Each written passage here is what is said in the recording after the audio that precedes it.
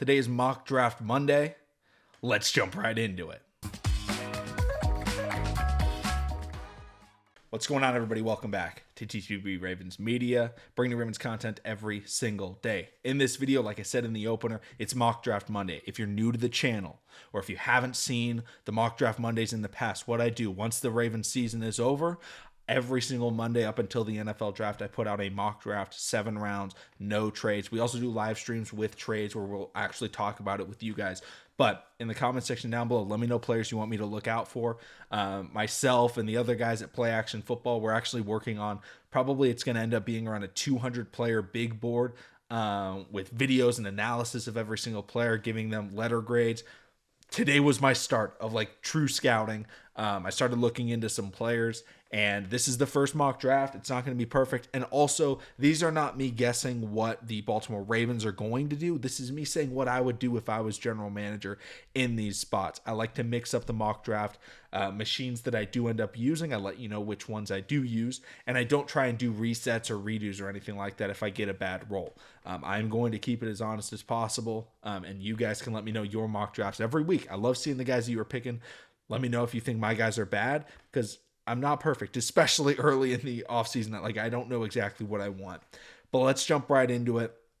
Let's get into the draft results. So first off, Ravens' first pick, number 30 in the draft. I was looking at this spot, and there were a couple of players that were available that I do really like. I do like Adonai Mitchell, A.D. Mitchell. He was available. I really want to go offensive tackle, though, in the first round.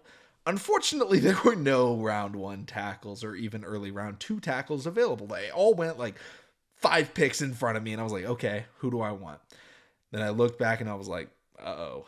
One of the guys I love in this draft class is available. Kalen King, cornerback out of Penn State. I saw him a fair bit when I was watching Joey Porter Jr. last year, who you guys know I loved.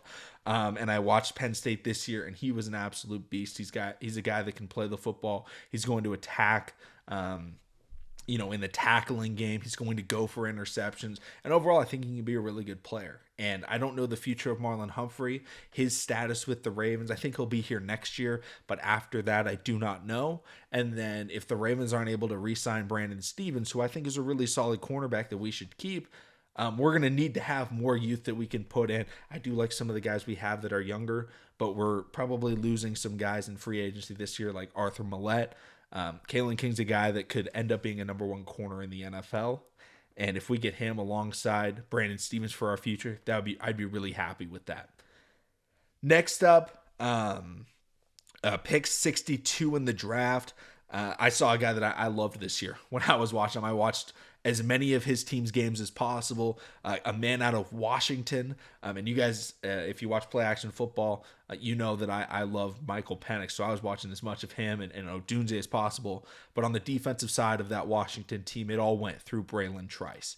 Bralen Tryce was available at 62, and I was like, I can't pass this up. There were a couple of offensive linemen that I could have taken, but I think Bralen Tryce at pass rusher, at edge, is too good to miss out on because we don't know what's happening with edge this year. Yes, we're getting David Ojabo back. I really do like David Ojabo. But we also have Odafe Owe going into the latter part of his rookie contract. Are we going to keep him long term? I don't know. Bralen Tryce is a guy that can, at least at the edge, he's big enough, he's strong enough to do that. And I think he could develop into a really, really good productive edge rusher, which he was at Washington. He was one of the most productive pass rushers in the entire country. I know the Pac-12 isn't the best offensive line play, but it is still Power 5. He did pretty good work against Texas. I think he did end up getting a sack in that game as well in the semifinal of the college football playoff. I think Bralen Tryce is a stud, and getting him at 62 is a great steal. And I know I haven't gone tackle yet. Third pick, don't worry. I was like, I gotta go tackle. Kyrian Amagadjie. I'm sorry. I'm sorry to Kyrian's family and his friends and his fans. Offensive tackle out of Yale. He's a big guy. And when I was looking at, research, I was not watching, I'm not gonna lie, I wasn't watching film on him. I did not watch anything on him. I did some research into him and looked at a bunch of different reports, seeing what they said about him. Best I saw, PFF had him as their player 45 on their big board. Lowest I saw him was around player 100. And so getting him at number 93, I was like, I think this is a solid option. We need tackle. Yes, he's coming from a smaller conference, but the Ravens are pretty good at developing tackles. But you guys know I'm on the side of get rid of Ronnie. And we do have a guy that I think we can slide in Daniel Faalele. But, if we get rid of Ronnie and Morgan Moses, we're probably going to assign a vet.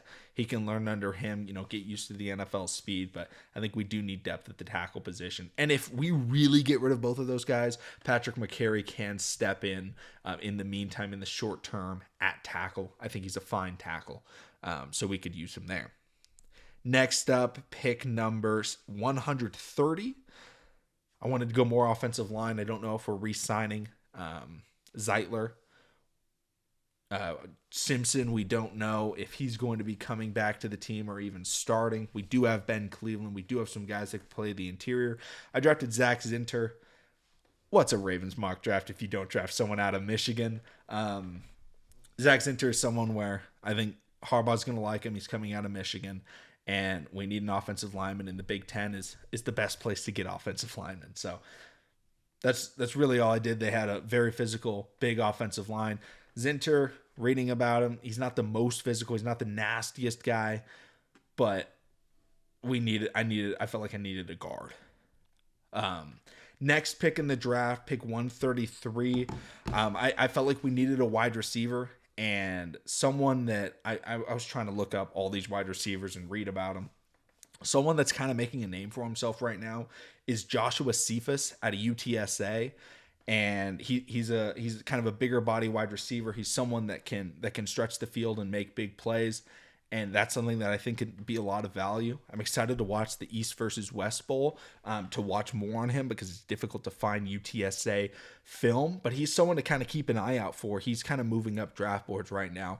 And remember, this time 2 years ago in the offseason, I was talking about another guy out of UTSA that I really liked. And he shot up the draft boards for a lot of people mocking. And that was Tariq Woolen. Who ended up having a really good rookie year. Kind of regressed a little bit, but UTSA has put out some good talent in the past. It's not a team I would look past just because it's a smaller school. I do like what he brings to the table at that position. Next up in this draft, I ended up selecting Dylan Laube, a running back out of New Hampshire. Feel like we need a running back. I don't think we should re-sign Gus Edwards. I don't think we should re-sign J.K. Dobbins. I don't think we should re-sign Melvin Gordon. I don't think we should re-sign Dalvin Cook. What does that leave us with? 2 running backs. I do like Justice Hill. I do want to keep Justice Hill. But we obviously have the speedster Keaton Mitchell and Justice Hill. Dylan Laube is a guy out of a smaller school, but he was an all-purpose guy.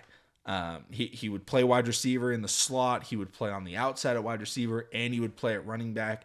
I mean, he's had some really big games. He fights through contact. He breaks tackles. He's got the burst to make the big play. But he's really good at catching the football, and that's something that I value at the running back position. And if we can't find a spot for him to get carries, we can definitely use him as a slot receiver. He looked like he ran good enough routes for a substitute slot receiver that you could throw in, and he could catch the ball deep. He did that. He caught a lot of screen passes. He would run a lot of slant routes from the slot. He could do it all. Reminds me, not to the level, but Christian McCaffrey at Stanford, how Stanford would utilize him. Maybe if you want to compare another guy, Antonio Gibson, when he was at Memphis, I believe it was. Same with Tony Pollard. Just one of those guys where he's running I form, he's running up the middle, but he's also going out wide and he's running receiver routes. And that's valuable in the NFL, is having a guy that can do that. Final pick, 7th round, 225, or maybe that's 6th round. Pick 225 in the draft, the Ravens' last pick. I don't know if he's that good, but I feel like we can't miss out on the opportunity in case he is good enough. Luke McCaffrey, the brother of Christian McCaffrey, the son of Ed McCaffrey, Hall of Fame wide receiver from the Denver Broncos.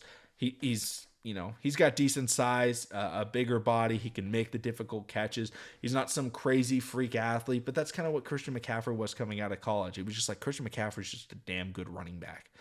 Luke McCaffrey has been productive in his final year of college football at Rice.